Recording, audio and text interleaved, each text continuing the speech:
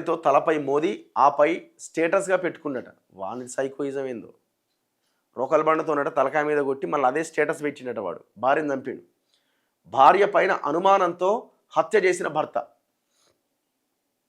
కడదాకా కలిసి ప్రయాణం చేస్తామని ప్రమాణం చేసిన భర్త అనుమానంతో కట్టుకున్న ఆలిని దారుణంగా కడతీర్చాడు. తలపై రోకలి బండతో బలంగా మోది పాశవికంగా హత్య చేశాడు.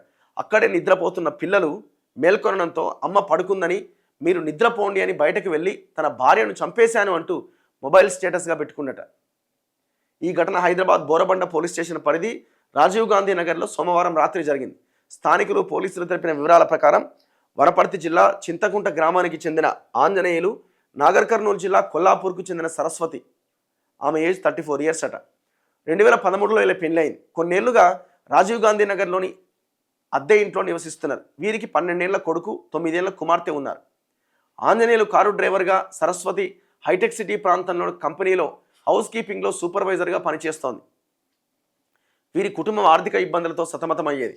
దీనికి తోడు భార్య పైన ఆంజనేయులు అనుమానం పెంచుకున్నాడు. ఉద్యోగం మానేసి జులాయిగా తిరుగుతున్నాడు. సరస్వతి పలుమార్లు కొలువులకు వెళ్లాలని సూచించినా ప్రయోజనం లేకుండా పోయింది. డబ్బులు లేకపోవడంతో పిల్లలను సైతం బడికి పంపించడం మానిపించేశారు. అయినా ఆంజనేయులు బుద్ధి మారకపోవడంతో నీతో బతకలేనంటూ ఇటీవల పిల్లలను తీసుకుని పుట్టింటికి వెళ్ళింది. తాను మారిపోతానని, మంచిగా ఉంటానని మాయమాటలు చెప్పి ఈ నెల 17వ తేదీన భార్య పిల్లలను ఇంటికి తీసుకొచ్చాడు. సోమవారం విధులు ముగించుకొని వచ్చిన సరస్వతి పిల్లలకు భోజనం పెట్టి పడుకున్నారు. ఆ సమయంలో ఆంజనేయులు నిద్రిస్తున్న భార్య తలపైన రోకలి బండతో పలుమార్లు బలంగా మోదడంతో ఆమె అక్కడికక్కడే చనిపోయారు. అక్కడే నిద్రపోయిన పిల్లలు దుస్తులు సైతం రక్తంతో తడిసిపోయాయి. నా పిల్లల డ్రెస్సులు కూడా రక్తంతో తడిసిపోయినాయట. ఆ సమయంలో వారిద్దరూ నిద్రలేవడంతో అమ్మ పడుకుంది, మీరు నిద్రపోండి అని ఆంజనేయులు బయటకు వెళ్ళిపోయాడు. ఆ వెంటనే పిల్లలు భయంతో నిద్రలేచి లైట్ వేసి తల్లి రక్తపు మడుగులో పడి ఉండడాన్ని చూశారు. వెంటనే సమీపంలో ఉంటున్న మేనమామ సుధాకర్కు ఫోన్ చేసి చెప్పారు.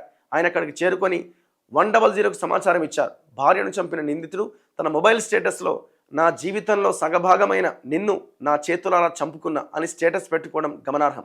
ఆంజనేయులు గతంలో సరస్వతి మరో సోదరుడైన ప్రశాంత్ను కత్తితో గాయపరచడంతో కేసు నమోదైందట.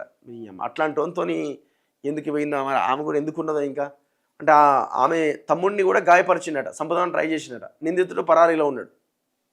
ఎంత ఘోరం ఇది.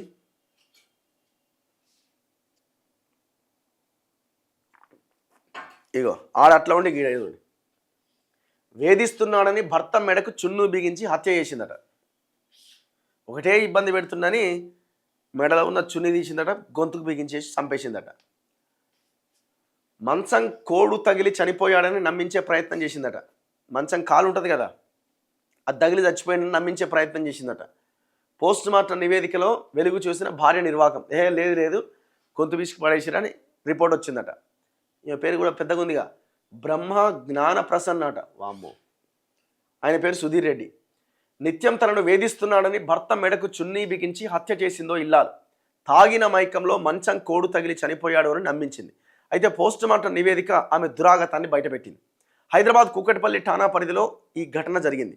కూకట్పల్లి సిఐ కె వెంకట సుబ్బారావు తెలిపిన వివరాల ప్రకారం ఏపీలోని ఏలూరు జిల్లా నూజివీడు సమీపంలోని తూర్పు దిగవల్లి గ్రామానికి చెందిన జగ్గవరపు సుధీర్ రెడ్డికి అదే ప్రాంతానికి చెందిన బ్రహ్మ జ్ఞానప్రసన్నతో పెళ్ళయింది. కొన్నాళ్లుగా వారు హైదరాబాద్లోని కూకట్పల్లిలో వివేకానంద నగర్లో నివాసం ఉంటున్నారు. ప్రైవేట్ సంస్థలో మార్కెటింగ్ మేనేజర్గా సుధీర్ రెడ్డి పనిచేస్తుంటే భార్య ఇంట్లోనే ఉంటుంది. వీరిద్దరికి ఒకరిపై ఒకరికి అనుమానం ఉండేది. దీంతో రోజు గొడవలు జరిగేవి. ఈ నేపథ్యంలో డిసెంబర్ 23న రాత్రి తాగిన మైకంలో తన భర్త మంచం కోడుకు తగిలి ప్రాణాలు కోల్పోయినట్లు జ్ఞానప్రసన్న తన బంధువులు, ఇరుగు పొరుగు వారిని నమ్మించిందట. ఇక ఆయన తమ్ముడు ఎవరో కంప్లైంట్ చేస్తే మొత్తం అంతా భాగవతం బయటపడ్డది. ఎట్లా ఉంది కథ.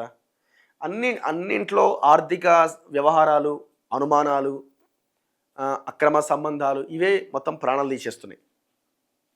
ఒక దగ్గరనేమో భార్య భర్తను చంపింది, ఇంకో దగ్గర భర్త భార్యను చంపి వాడు ఏకంగా స్టేటసే పెట్టుకున్నాడు. తల్లితో సహజీవనం చేస్తున్న వ్యక్తిని చంపాలనుకున్నట.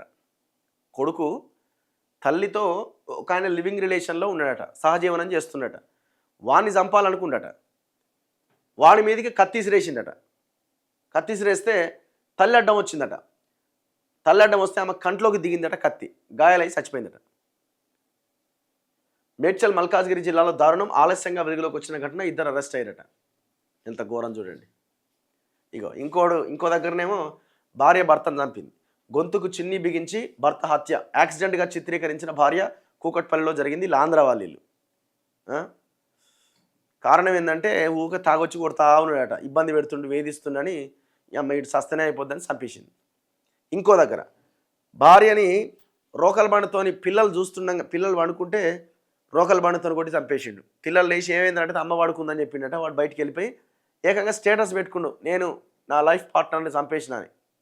గంత సైకోగలు తయారయ్యారు. భార్యను చంపి మృతదేహంతో సెల్ఫీ, వాట్సాప్ స్టేటస్గా ఆ ఫోటో. అనుమానంతో కడతీర్చిన భర్త నిద్రపోతుండగా రోకల బండతో మోది హత్య. హైదరాబాద్లో దారుణం.